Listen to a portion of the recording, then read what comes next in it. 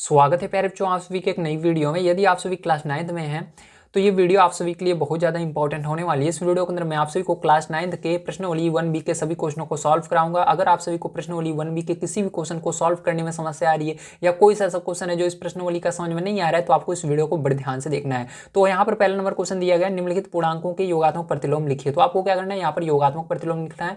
चलिए प्यारे बच्चों चलते हैं, हम देखते हैं योगात्मक प्रतिलोम किस प्रकार से इसका लिखेंगे।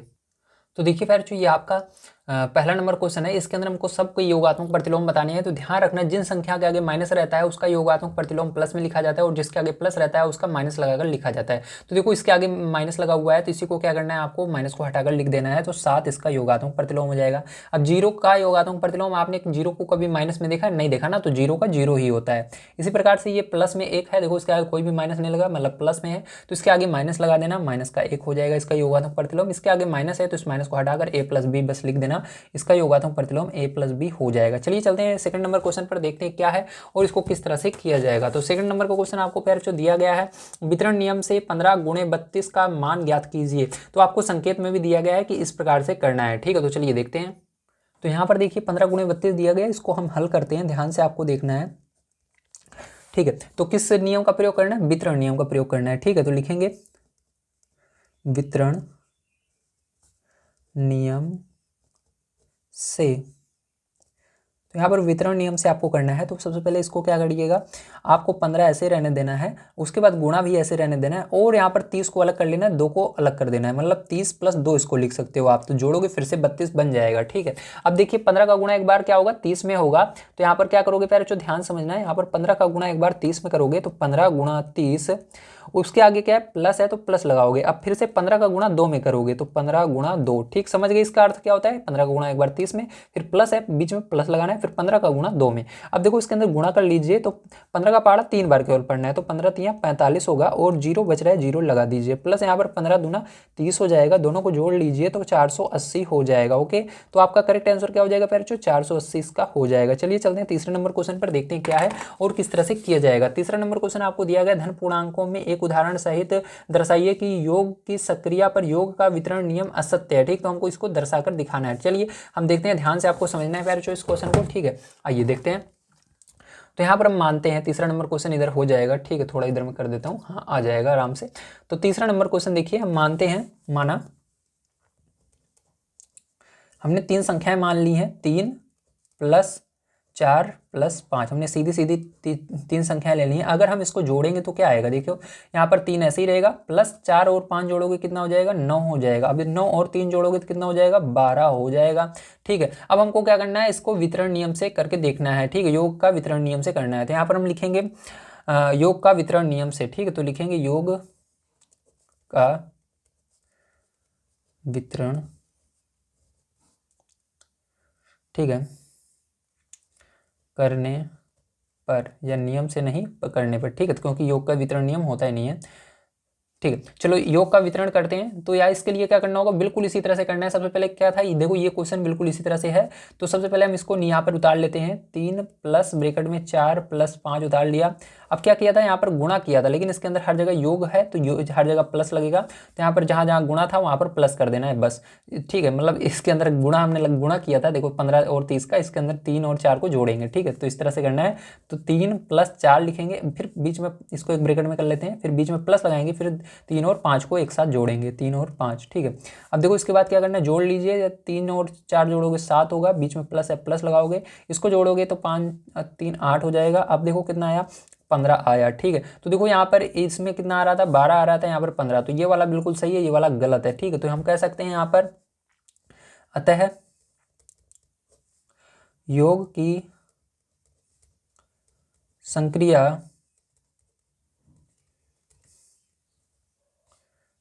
पर योग का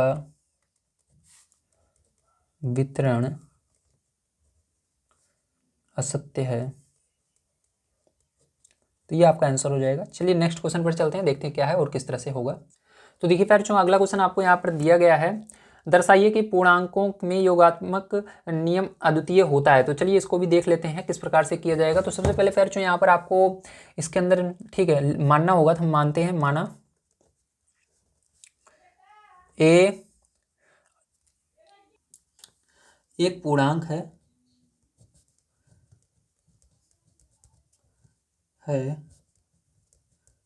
तथा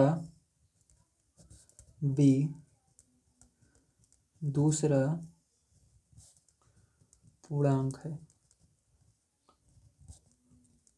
ठीक है, फिर जो इस तरह से मानना है, तब क्या होगा, तब देखिए एक बार इसको जोड़ेंगे सीधा सीधा, तब आपका क्या आएगा, एक पूर्णांक ही प्राप्त होगा। ठीक है, मतलब जो एक संख्या प्राप्त होगी कोई भी, तो एक पूर्णांक प्राप्त होगा। अभी मैं इसको एग्जाम्पल की मदद से भी आपको समझाऊंगा।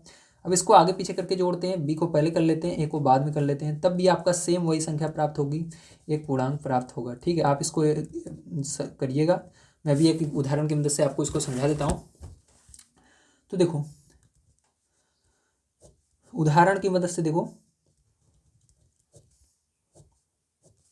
तो देखो यहाँ पर एक जगह हम क्या मान लेते हैं, ए बराबर हम 2 ले लेते हैं तथा बी बराबर 3 ले लेते हैं। ठीक है, जहाँ जहाँ ए है इसके अंदर रखेंगे तो ए प्लस बी पहले लिख लेते हैं इसको। अब इसी के अंदर मान को रख देते हैं। चलो, ए प्लस बी के अंदर मान को रखेंगे तो ए की जगह क्या रखना है, 2 रखना है, और बी की जगह क्या रखेंगे, 3 रखेंगे। अब जोड़ो इसको तो क्या आ रहा है, 5 आ रहा है। अब इसी तरह से क्या करेंगे, आगे भी करेंगे इधर। चलो नीचे कर लेते हैं।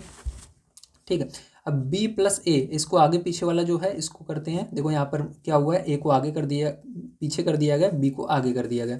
तो b का मान अभी भी 3 है, 3 रखेंगे, प्लस ए का मान 2 रखा है हमने। अब देखो दोनों को जोड़ो 5, तो क्या आ रहा है, दोनों जगह 5 आ रहा है। मतलब यहाँ पर हम कह सकते हैं, ठीक है, पूर्णांकों में योगात्मक नियम अद्वितीय होता है, मतलब इसके अंदर कभी भी अलग मान नहीं आता है। ठीक है, तो एक ही मान आएगा दोनों में। तो चलो इसको मैं लिख लेता हूँ। तो इस तरह से आपको लिख लेना है, अतः योगात्मक नियम अद्वितीय होता है। ठीक है, चलो इसके बाद 5 नंबर का क्वेश्चन, लास्ट क्वेश्चन पर जो यहाँ पर समझ लेते हैं क्या दिया गया है। तो यहाँ पर लास्ट क्वेश्चन आपको दिया गया है, निम्नलिखित संख्याओं में से धन पूर्णांक छाटिए। तो जो प्लस वाली संख्याएं आएंगी इसको सॉल्व करने पर उसको बताना है। तो चलो देखते हैं, पहला नंबर आपको दिया गया है यहाँ पर 8 - 6। तो 8 में से 6 घटाना है आपको, तो घटाओगे कितना आएगा, 2 आएगा। तो ये आपका हो जाएगा, ठीक है, क्योंकि ये प्लस में आ रहा है। इसके बाद दूसरा दिया गया है 2 - 5। तो अब 5 में से 2 को घटाएंगे, क्योंकि बड़ी संख्या के में से छोटी संख्या घटाई जाती है। तो देखो, एक में अगर प्लस रहता है, दूसरे में माइनस रहता है, तो जो बड़ी रहती है उसी को घटाया जाता है, मतलब ये घटेगा। तो ये 5 में से 2 घट जाएगा तो क्या आएगा, 3 आएगा। लेकिन इसके आगे माइनस है, बड़ी संख्या का आगे जो चिन्ह रहता है उसको लगाना पड़ता है, तो माइनस लगाते हैं। अब देखो यहाँ पर ये आपका नहीं होगा क्योंकि इसके अंदर माइनस आ रहा है। अब देखो इसके बाद 1/3। ठीक है, तो 1/3 का मतलब होता है 1/3, तो ये भी आपका हो जाएगा। ठीक, क्योंकि इसके अंदर माइनस नहीं आ रहा है। अब इसके बाद देखो अगला आपका दिया गया -3 गुणा में -4। ठीक है, तो यहाँ पर देखो क्या हो जाएगा, माइनस माइनस प्लस हो जाता है, और 3 चौक 12, तो ये भी आपका क्या हो जाएगा, आंसर हो जाएगा, मतलब ये भी आपका धन पूर्णांक होगा। इसी प्रकार से 8/2। ठीक है, 8/2।